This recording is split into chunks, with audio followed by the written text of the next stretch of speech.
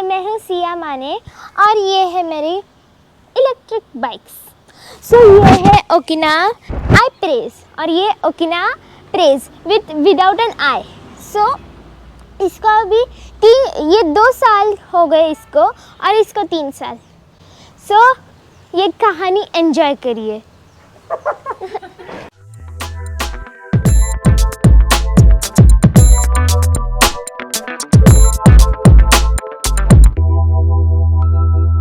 नमस्कार, Atul Gopal plug in India से। और आज हमारे साथ हैं अभिषेक जी अपने जुड़वों के साथ में आई प्रेज और ये वाला है normal phrase Okinawa phrase without the I. ठीक है, तो ये भाई साहब को 3 साल हो चुके हैं और ये भाई साहब को अभी 2 साल हो चुके हैं। और रेंज के मामले में शायद ये सबसे बेहतरीन गाड़ी है इंडिया में। ठीक है, तो अभिषेक जी आप सबसे पहले तो गाड़ी के बारे में थोड़ा सा हमारे व्यूअर्स को बताइए और उसके बाद में आपका जो एक्सपीरियंस रहा है उसके बारे में बात करिए। ओके। सबसे पहले ओकिनावा प्रेज मेरे पास ये है जिसको 3 साल हो गए। इसमें तो लेड एसिड था, लेड एसिड मेरा चला गया, वो स्टोरी तो अभी मैं रिपीट नहीं करूँगा। सो उसके बाद लिथियम आयन डाला मैंने और ये 3 साल से काफ़ी अच्छी चल रही है। सिर्फ एक MCB चेंज हुआ है, बाकी सब कुछ अच्छा खासा चल रहा है। तकरीबन 20,000 प्लस इसका रनिंग है, हो चुका है। ये इसको 2 साल हो गए। इसमें तो इनिशियली आपको प्रॉब्लम है, पता है बैटरी का प्रॉब्लम था, लेकिन जो भी रिप्लेसमेंट्स वगैरह हुई सब कंपनी से हो गई, तो उसमें भी कोई खर्चा नहीं। सेम इसका भी MCB चेंज कर चुका हूँ मैंने रूटीन किया है कि एवरी 1.5 साल बाद MCB चेंज करना है। अच्छा, क्योंकि वही एक कंपोनेंट है जो फेल हो सकता है, तो मैं सेफर साइड इसका गया तो इसका भी मैंने चेंज कर दिया। बाकी वेयर एंड टेयर में टायर्स ओरिजिनल है, टाइम टू टाइम हवा फील होता है उसके अंदर। दूसरा ब्रेक पैड्स अभी तक चल रहे हैं प्रॉपरली। सो ओवरऑल देखा जाए तो हार्डली मेरा ये 2 साल में मेरा 1,000 से ऊपर खर्चा नहीं गया दोनों गाड़ी के ऊपर। अच्छा, रेंज के मामले में भी मुझे लगा था कि रेंज कम हो जाएगा, लेकिन रेंज अभी भी मुझे उतना ही दे रहा है, लगभग उतना ही दे रहा है। तो इसका क्या अभी तक मैक्सिमम रेंज कितना लेके जाते हैं? इसका एक्चुअल रेंज 120 है, लेकिन अभी क्या है कि बच्चों का स्कूल भी बंद है तो वो उन्हीं से यूज़ करती है ज़्यादातर। सो अभी इसका ट्रैवल कम हो गया है, तो हम लोग 80 किलोमीटर चला के इसको चार्ज करते हैं, क्योंकि इसमें क्या है कि एवरी 15 डेज़ कंपलसरी चार्ज होना है उसको। सही बात है। तो 80 किलोमीटर होता नहीं है 15 डेज़ में, फिर भी मैं 15 डेज़ में चलाता हूँ। और अभी हमने एक किया कि 80 किलोमीटर हो गया तो हम लोग चार्ज में लगा देते हैं, लेकिन 120 अभी भी ये जाती है। इको मोड पे लगाओ तो बहुत ज़्यादा भी जा सकती है, लेकिन इको मोड पे कोई चलाता नहीं है। इसके अंदर 72 वोल्ट वोल्टेज का सिस्टम है। तो बेसिकली पहले इसके अंदर 2 बैटरीज थी कंपनी ने दी हुई, तो उसके अंदर बैलेंसिंग का कुछ इशू होता था, उसके वजह से गाड़ी पैक लेवल बैलेंसिंग करना थोड़ा सा हाँ, मुश्किल तो गाड़ी स्टॉल हो जाती थी। ठीक है। और वो कभी भी हो सकती थी, पहले 10 किलोमीटर में भी होती थी। तो वो फर्स्ट मंथ ही मेरे को इशू आया था। तो फर्स्ट बैटरी पैक मेरा फर्स्ट मंथ में चेंज हो चुका था, पूरा बैटरी पैक कंपनी ने मुझे फ्री ऑफ कॉस्ट दिया था। सिर्फ जाने आने का उतना हेडेक हो गया था और सेम डे मुझे गाड़ी मिली थी। नेक्स्ट बैटरी पैक में उसमें भी डबल बैटरी पैक था जो सेम डबल बैटरी पैक था, सेम कंपनी का था, कंपनी का नाम नहीं बताऊंगा मैं। सो उसमें क्या दिक्कत हो गई थी कि बैटरी 80 किलोमीटर पे कंप्लीट डेड हो जाती थी। तो ये 2-3 बार एक्सपीरियंस करने के बाद मैंने कंपनी में ये सारी चीज़ें बताई, तो बोल रहे कि हम काम कर रहे हैं उसके ऊपर, हम लोग गाड़ी बैटरी रिप्लेस करके दे देंगे। और फिर फाइनली उन्होंने सिंगल बैटरी दी है, 72 वोल्ट 48 एच की ये बैटरी पैक है। इसमें अभी 72 वोल्ट 45 एच की बैटरी पैक है ये, लेकिन मेरे हिसाब से अभी नई जो आई प्रेस प्रो आई हुई है, आई प्रेस प्रो है शायद, प्लस है, प्रेस प्रो। हाँ, प्रेस प्रो है। तो उसमें जो बैटरी पैक है वो 28 एच का है, वो थोड़ा उन्होंने और एनहांस किया है, ये फ्लोर थोड़ा नीचे किया है, तो कंफर्ट लेवल उसका अच्छा है। और बैटरी पैक कम करने से उसका प्राइस भी कम हो गया है। तो प्रेस के प्राइस में विथ लिथियम आयन वो अभी दे रहे। मैंने अभी तक चलाया नहीं, लेकिन गाड़ी का परफॉर्मेंस अच्छा है ऐसे मैंने सुना है। बाकी ये जो गाड़ियाँ हैं ये लेके मैं बहुत ज़्यादा खुश हूँ, क्योंकि अभी तक कोई परफॉर्मेंस वाइज कोई जो इनिशियल इशू आए वो आए, लेकिन अभी तक हैंडल किया कंपनी ने हैंडल किया। और थैंक्स टू अर्थ गुप्ता, उन्होंने मुझे बहुत ज़्यादा सपोर्ट किया। पुणे का डीलर है अर्थ गुप्ता, अभी भी उनका शोरूम वगैरह चालू है। सो उन्होंने काफ़ी हेल्प की। बाद में भी उनका शोरूम शिफ्ट होने के बाद में भी वो डोर स्टेप सर्विस दे रहे मुझे। अभी साल में एक बार वो आते, पूरा काम करते। और एकदम रिजनेबल प्राइस में, मतलब पर व्हीकल 300-400 ऐसा, अगर कुछ मेजर कंपोनेंट्स नहीं है, नॉर्मल सर्विस है तो वो करके जाते। मेरी 2 गाड़ी है और पुराना रिलेशन है इसलिए आते, कंज्यूमर को बाकी पता नहीं आएंगे नहीं आएंगे। लेकिन ओवरऑल मैं बहुत ज़्यादा खुश हूँ, और जैसे पेट्रोल का रेट बढ़ता है वैसे मैं और ज़्यादा खुश हो जाता हूँ। तो अभिषेक जी, अभी थोड़ा सा हम लोग को सुनने में आया है कि काफ़ी लोगों की ओकिनावा की सर्विस से थोड़ा सा दुख है। बिल्कुल। तो आपका क्या राय है इसके बारे में? सर मैं एक चीज़ कहना चाहता हूँ, व्हीकल इलेक्ट्रिक वाली हो, पेट्रोल वाली हो या डीजल वाली हो, सबसे पहले तो व्हीकल की पूरी टेक्नोलॉजी, उसका सब जो भी अंदर का सब जो सिस्टम है, वो जो भी चलाने वाला है उसने समझ के लेना बहुत ज़्यादा ज़रूरी है, व्हीकल कौन सा भी हो, सबसे पहली चीज़। दूसरी चीज़, ओकिनावा का सर्विस के इशू के बारे में मैंने बहुत सुना है, मैंने एक्सपीरियंस भी किया है। तो बेसिकली ये सर्विस इसलिए डिले है क्योंकि स्पेयर्स में इशू आ रहे हैं, स्पेयर्स जल्दी नहीं अवेलेबल होते, इसलिए व्हीकल काफ़ी देर तक वहाँ पे पड़ी रहती है। कोई सीन में 3-3, 4-4 महीना गाड़ी वहाँ पे पड़ी रही, बाद में कुछ ह्यूमन एरर्स है, कंपोनेंट्स वहाँ के यहाँ हो रहे, ऐसे कुछ मैंने सुना है। मैं किसी को दोष नहीं दे रहा हूँ। तो मेरी ये समझ है कि पहले आप जो चला रहे हो उसको समझो, उसमें क्या क्या दिक्कतें आ सकती है। जैसे ये गाड़ी में बहुत कम मूविंग पार्ट्स हैं, वेयर एंड टेयर वाले 2 ही चीज़ है, एक तो ब्रेक पैड। तो आप अगर थोड़ा सा नॉलेज रखते हो तो ब्रेक पैड आप घर पे चेंज कर सकते हो, उसके लिए आपको सर्विस सेंटर की ज़रूरत नहीं। वो भी मेरे हिसाब से 40,000 किलोमीटर तक चलना चाहिए मेरे एक्सपीरियंस के हिसाब से, अभी 2 दाई। दूसरा इसमें इशू आता है ब्रेक ऑयल कम होना, तो वो भी मैं अभी जितने बेसिक मेंटेनेंस है वो मैं घर पे करता हूँ। मैकेनिक भी कर सकते हैं क्योंकि इसका ब्रेक का सिस्टम और नॉर्मल 2 व्हीलर का जो सिस्टम है वो सेम है। खाली आपको इसको खोलना है, लेवल चेक करना है, .3 है तो .3 फीड करो, .4 है, ये ऑयल के टाइप है ब्रेक ऑयल के, तो वो फीड करो, आपका ब्रेक फिर से वर्किंग में आ जाता है। 10-12,000 मतलब 10,000 किलोमीटर तक आपको ब्रेक का इशू नहीं आएगा। वैसे भी इसमें कोई मेंटेनेंस नहीं रहता। तीसरा सबसे इम्पोर्टेंट चीज़ है जो मैंने एक्सपीरियंस की है, लोगों में चार्जिंग सिस्टम के बारे में अवेयरनेस नहीं है। तो थोड़ा सा घर से निकलते समय ही आप प्लानिंग से चलो, कितना जाने वाले हो। हाँ, वो ईवी में वो सबसे इम्पोर्टेंट है।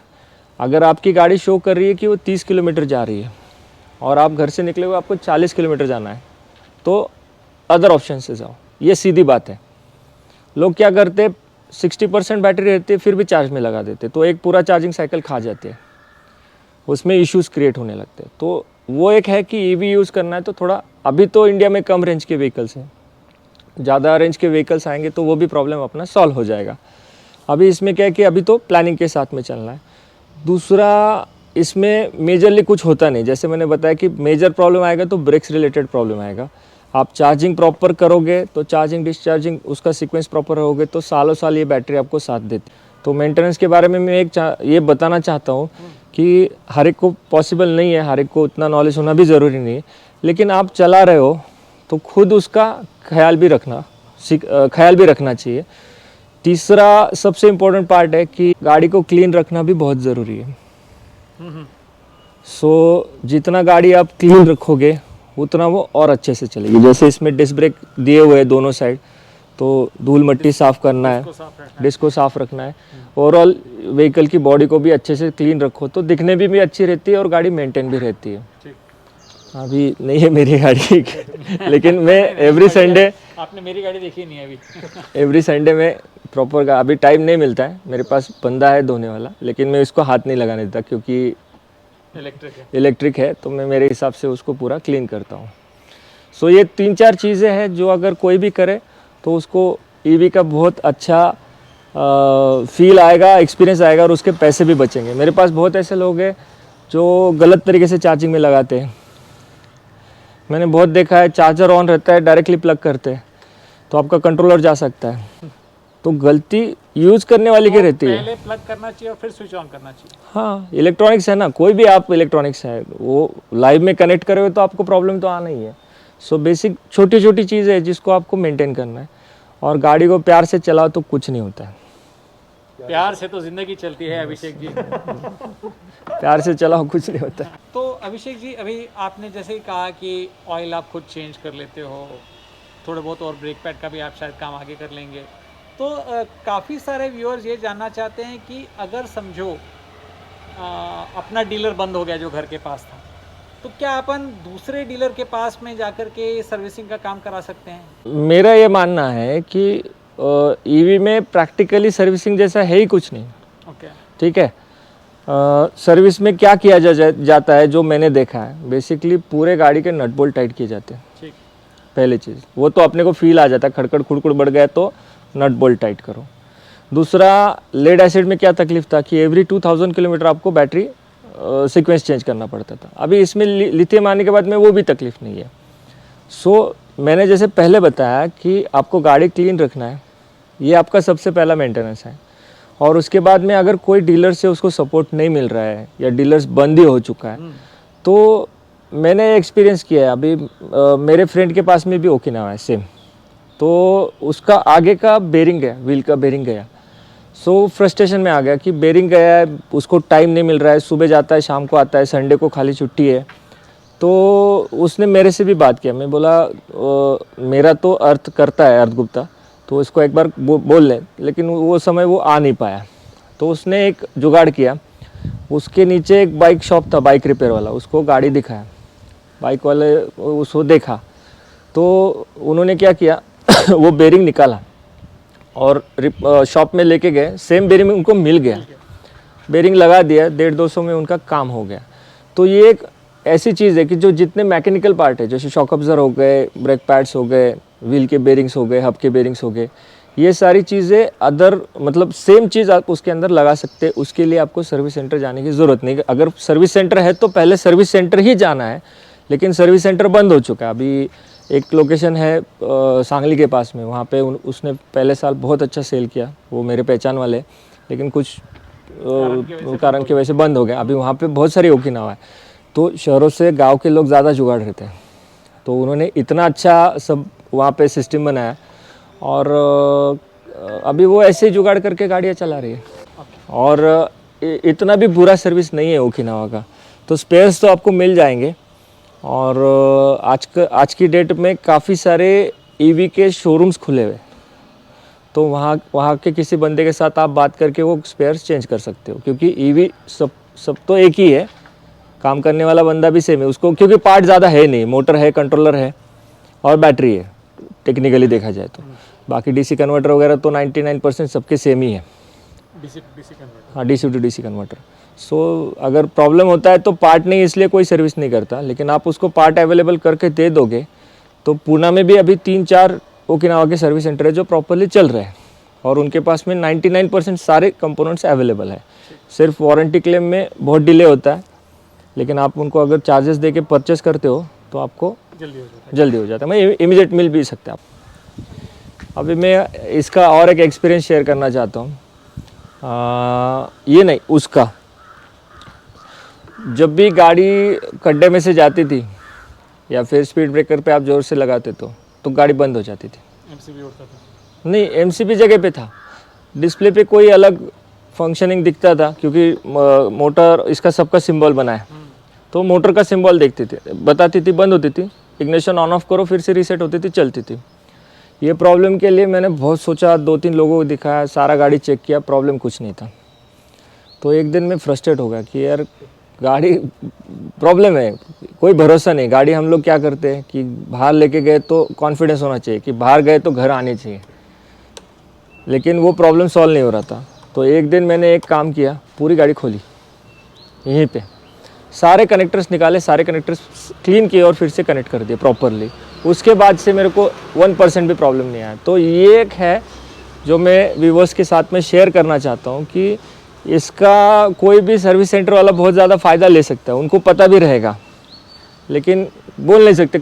सामने वाले ने बोल दिया, कंट्रोलर गया और उसने पूरा कनेक्टर निकाल के सब लगा दिया और दे दिया आपके हाथ में, तो आपको समझेगा नहीं, तो वो 5-6 हज़ार का बिल कर लेगा। तो ये मैंने एक्सपीरियंस किया है कि अगर ऐसे कुछ प्रॉब्लम आते हैं तो बेसिकली पहले आपको, मैंने तो घर पे किया, अगर आप घर पे नहीं कर सकते तो आप सर्विस सेंटर में जाके उसको बोल सकते कि भाई तू ये करके देख, हो गया तो हो गया। तो 95% प्रॉब्लम तो यही सॉल्व हो सकता है। तो अभिषेक जी, अंत में एक व्यूअर्स के लिए बहुत इंपॉर्टेंट क्वेश्चन, आज के दिन में अगर आपको गाड़ी खरीदनी हो तो आप कौन से को अपनी शॉर्ट लिस्ट में डालेंगे? ओकिनावा तो मैं रेकमेंड नहीं करूँगा, अच्छा, क्योंकि कॉस्ट में, उसी कॉस्ट में अभी काफ़ी सारे ऑप्शंस हैं। दूसरा ओकिनावा का सर्विस, अभी जो मैंने चेतक बुक किया है, सो मैं चेतक के साथ क्यों जा रहा हूँ, क्योंकि एक तो बजाज का भरोसा है, इससे पहले भी मैं बजाज की गाड़ी ओन कर चुका हूँ। मुझे पता है कि ईवी में सर्विस और बाकी चीज़ें भी बहुत ज़्यादा इम्पोर्टेंट है। सो अभी मैं फर्स्ट नंबर पे चेतक को रखूँगा, ठीक है। क्योंकि उसका लुक्स भी अच्छा है, फीचर्स अच्छे हैं, प्राइस रेंज भी ठीक लगा मुझे, थोड़ा और है लेकिन अभी के लिए ठीक है। दूसरा ऑप्शन मेरा एथर है, लेकिन एथर ज़्यादा स्पोर्टी है, जो फैमिली वाले हैं, बच्चे वाले, उनके लिए एथर थोड़ा प्रॉब्लमेटिक हो जाता है, रिस्की हो जाता है।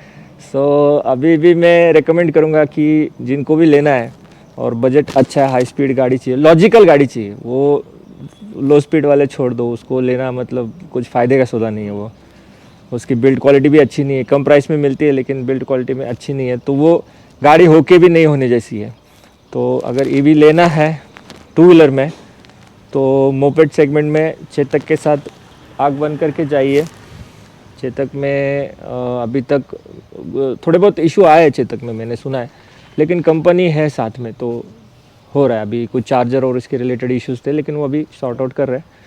ओके, तो ये था अभिषेक जी के साथ में गपशप। और अगर आपको कोई प्रश्न हो ईवीज के बारे में तो कमेंट्स में ज़रूर लिखिए और सब्सक्राइब कीजिए और वो नोटिफिकेशन का बेल ऑन करिए, तो आपको अमेजिंग कंटेंट देखने को मिलेगा। मुझे हिंदी नहीं आती है।